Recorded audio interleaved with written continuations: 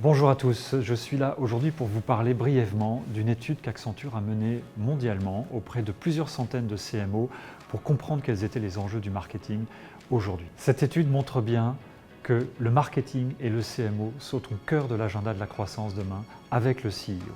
Nos clients nous disent que la croissance devient leur sujet prioritaire. Pourquoi? Parce que dans la révolution digitale, ils ont été attaqués ou ils sont attaqués par des acteurs de toutes les tailles d'ailleurs, des startups, des acteurs comme eux d'une industrie voisine qui viennent les disrupter ou les géants des plateformes.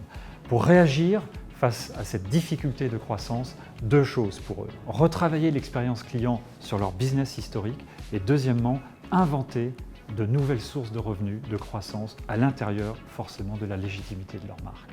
Nous, on appelle ça chez Accenture devenir un living business. On a pris cette comparaison avec des organismes vivants parce que l'organisme vivant, au contact de son écosystème, il est en permanence en train de s'adapter.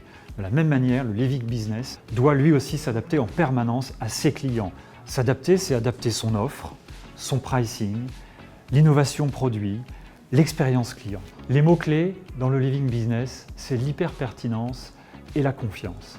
L'hyper-pertinence se décline sur l'hyper-personnalisation. Chacun attend son service, son produit. C'est le retour de l'innovation produit et de l'innovation service également. Et c'est évidemment l'expérience client avec l'émotion et le design qui va avec. Tout ça, ça doit exister dans un univers où vous avez à la fois la confiance et la responsabilité.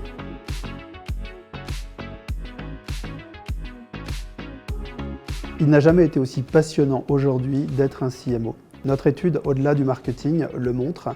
Le CMO est attendu par le CEO comme étant l'ingrédient déclencheur de la croissance, de l'innovation. Il a un rôle clé à jouer sur beaucoup de domaines qui sont véritablement passionnants.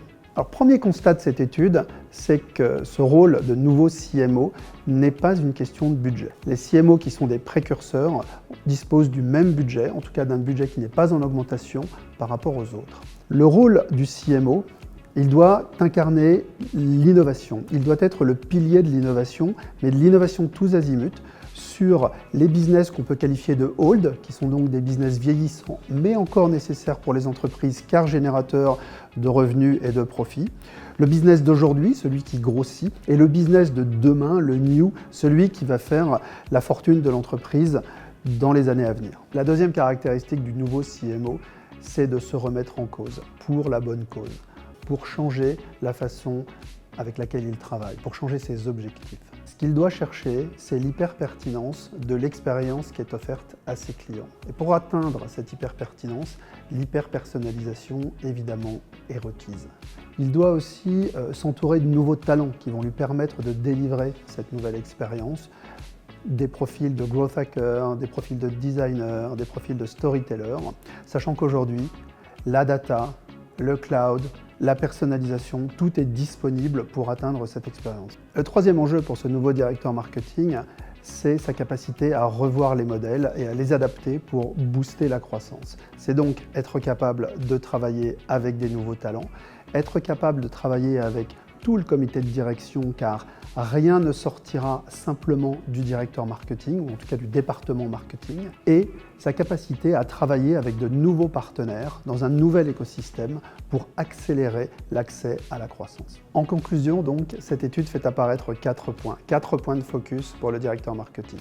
1. Se concentrer sur la croissance du business existant. 2. Engager la croissance sur le business de demain. 3.